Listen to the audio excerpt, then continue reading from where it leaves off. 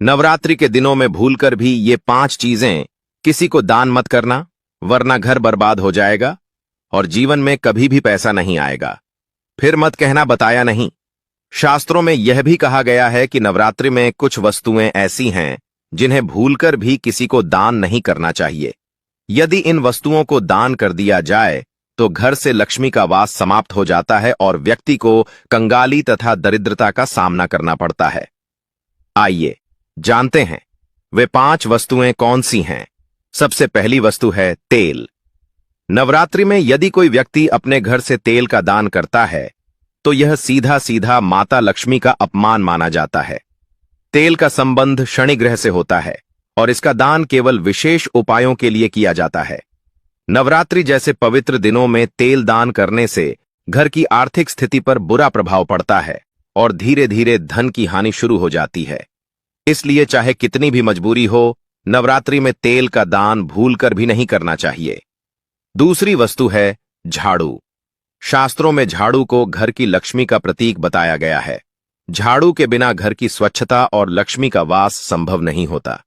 यदि नवरात्रि के दिनों में कोई व्यक्ति झाड़ू का दान कर देता है तो इसका सीधा अर्थ है कि उसने अपनी घर की लक्ष्मी बाहर कर दी। इस कारण घर में दरिद्रता का आगमन होता है और पैसों की तंगी बनी रहती है।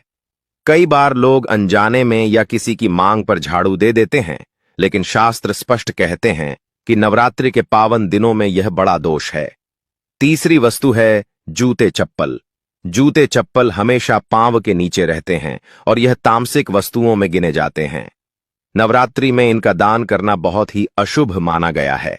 यदि इस दौरान कोई व्यक्ति जूते चप्पल दान करता है तो घर में कलह, अशांति और धन की हानि होती है। माता लक्ष्मी को स्वच्छता और सात्विकता प्रिय है, इसलिए तामसिक वस्तुओं का दान करने से वे रुष्ट हो जाती हैं। इस कारण नवरात्रि में जूते चप्पल देना घर की सुख शांति और समृद्धि को समाप्त कर देता है। चौथी वस्तु है दूध और दही। नवरात्रि में देवी मां को दुग्ध पदार्थ अर्पित करना तो शुभ होता है, लेकिन किसी को दान स्वरूप दूध या दही देना बहुत बड़ा दोष माना गया है। दूध का संबंध चंद्रमा से है और यह शांति, स्वास्थ्य और समृद्धि का प्रतीक है। नवरात्रि में यदि कोई व्यक्ति दूध या दही दान करता है तो यह शुभ फल देने के बजाय अशुभ फल देने लगता है। घर के सदस्यों के स्वास्थ्य में गिरावट आती है और धन की हानि भी शुरू हो जाती है। इसलिए इस समय दुग्ध पदार्थों को केवल देवी मां को अर्पित करना चाहिए, किसी को दान नहीं करना चाहिए। पांचवी वस्तु है सिंदूर। शास्त्रों के अनुसार सिंदूर का संबंध सौभाग्य और लक्ष्मी से है। नवरात्रि के पावन दिनों में यदि कोई स्त्री अपने घर से सिंदूर का दान करती है तो यह उसके सौभाग्य और घर की समृद्धि के लिए हानिकारक हो जाता है। माना जाता है कि इससे घर की सुख शांति धीरे धीरे खत्म हो जाती है और कंगाली का दौर शुरू हो जाता है। नवरात्रि में सिंदूर का दान करना देवी मां को अप्रसन्न करने के समान है। इसलिए इस पावन पर्व में सिंदूर केवल पूजा पाठ के लिए ही इस्तेमाल करना चाहिए।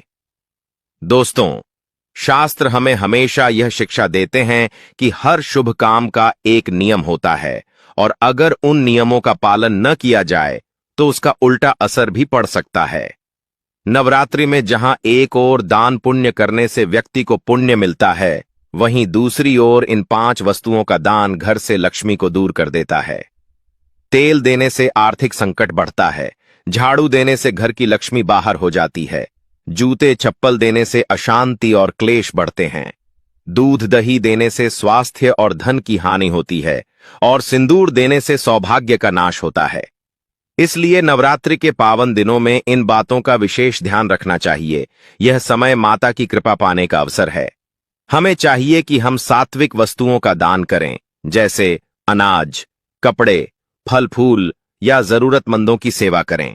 ऐसा करने से माता लक्ष्मी प्रसन्न होती हैं और घर में सुख समृद्धि का वास होता है।